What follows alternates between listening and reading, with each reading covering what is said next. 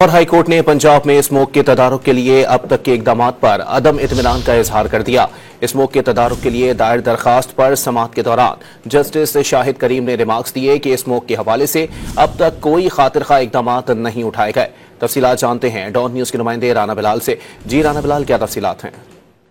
जी देखिए, लाहौर हाईकोर्ट ने स्मोक के तदारुक के हवाले से अब तक किए गए इकदाम पर अदम इत्मीनान का इजहार कर दिया है और अदालत ने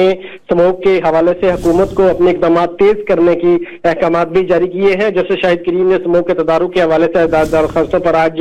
जो है वो समाअत की और पंजाब हुकूमत की जानिब से इकदाम से मुतालिक रिपोर्ट अदालत में पेश की गई, जिसमें यह बताया गया कि पंजाब हुकूमत ने मुख्तलिफ लारी अड्डों, टर्मिनल और बस के जो ट्रक के अड्डे हैं वहां पर जो है वो कार्रवाइयां की हैं और इंस्पेक्शन किए हैं और जिन गाड़ियों की इंस्पेक्शन, जो गाड़ियां फेल हुई हैं, उनको भारी जुर्माने भी किए गए हैं। हम अदालत की जानिब से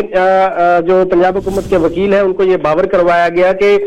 स्कूल भी बंद कर दिए गए हैं और अदालत ने वर्क फ्रॉम होम का भी ऑर्डर किया था, उस हवाले से भी हुकूमत की जानिब से कोई खातिर-खा इकदाम नहीं किए गए और अदालत ने कंस्ट्रक्शन के हवाले से भी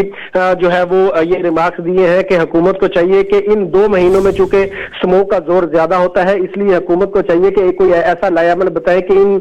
2 जो महीने हैं उनमें कंस्ट्रक्शन जो है वो बिल्कुल जो है वो जीरो हो, किसी किस्म की कोई कंस्ट्रक्शन ना की जाए। अदालत की जानिब से ये भी रिमार्क्स दिए गए कि स्मोक कंट्रोल करने के हवाले से इकदाम करने में हुकूमती महकमे अभी तक जो है वो नाकाम है। इस दफा 2 माह पहले ही स्मोक जो है वो आ चुकी है और मुल्तान भी जो है वो दुनिया भर में स्मोक के हवाले से आज पहले नंबर पर था और उन्होंने ये भी रिमार्क्स दिए क्योंकि मुल्तान में दरख्तों की कटाई की गई है। बहुत शुक्रिया राना बिलाल।